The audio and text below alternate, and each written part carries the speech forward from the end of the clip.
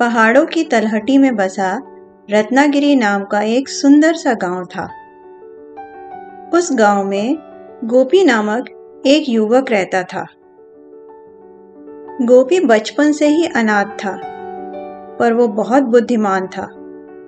उसे पढ़ने का बहुत शौक था। गोपी बहुत मेहनती था। वह गांव के लोगों के छोटे मोटे काम करके अपना गुजारा चला लेता था।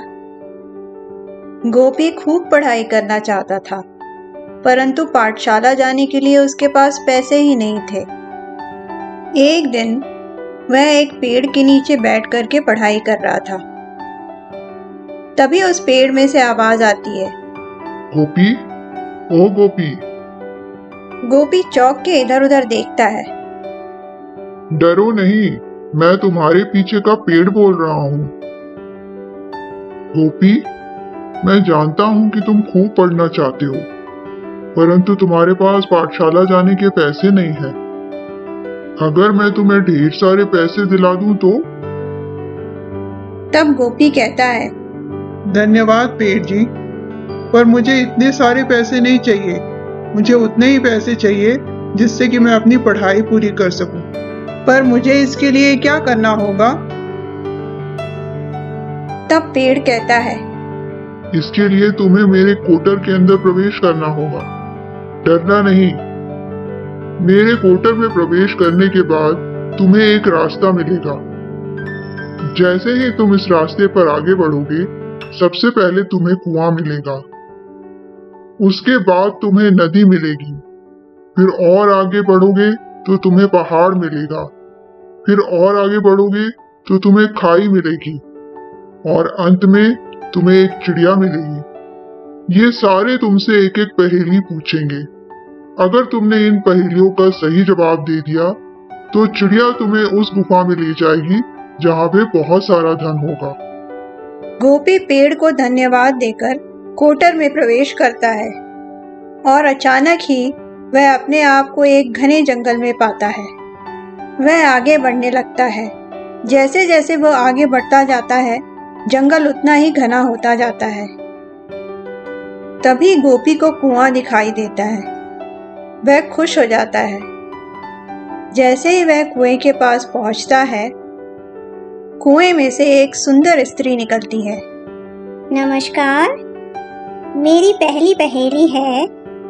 पानी का मटका पेड़ पर लटका, हवा हो या झटका उसको नहीं पटका। अगर तुमने इसका सही जवाब दिया तभी तुम आगे जा पाओगे, नहीं तो तुम इस कुएं में समा जाओगे। इसका जवाब तो मुझे पता है, नारियल। बिल्कुल सही जवाब।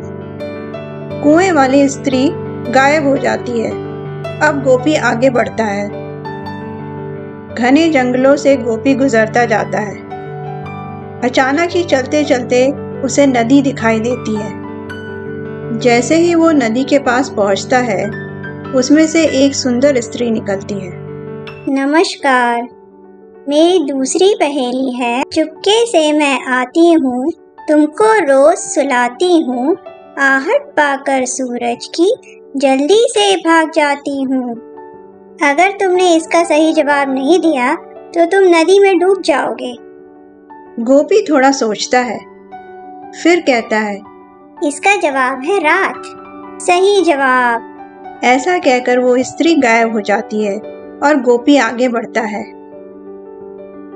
घने जंगलों से गुजरता हुआ गोपी आखिरकार पहाड़ की चोटी तक पहुंच ही जाता है।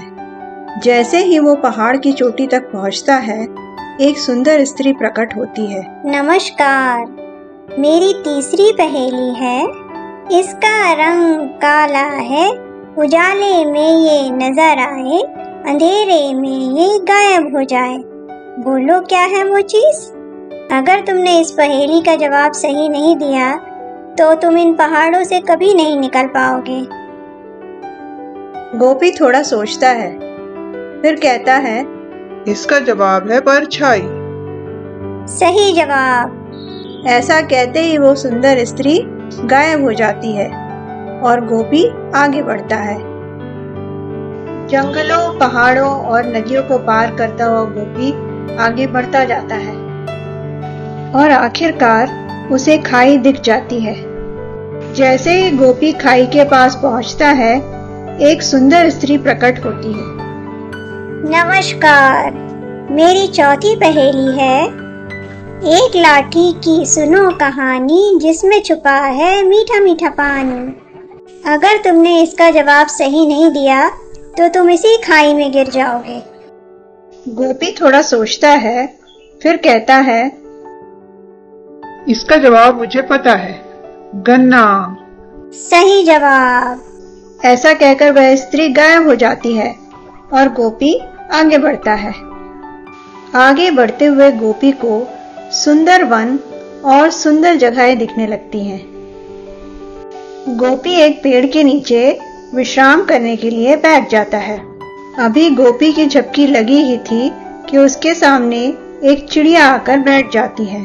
जैसे ही गोपी की आंख खुलती है, वो चिड़िया एक सुंदर स्त्री में बदल जाती है। नमस्कार, मेरी पांचवी और अंतिम पहेली है, मैं मरती हूँ मैं कटती हूँ पर रोते हो तुम, पहचानो कौन हूँ मैं। अगर तुमने इसका सही उत्तर दिया तभी तुम खजाने तक पहुँच पाओगे। गोपी ने दिमाग पे जोर लगाया और कहा, इसका जवाब है प्यास। सही जवाब।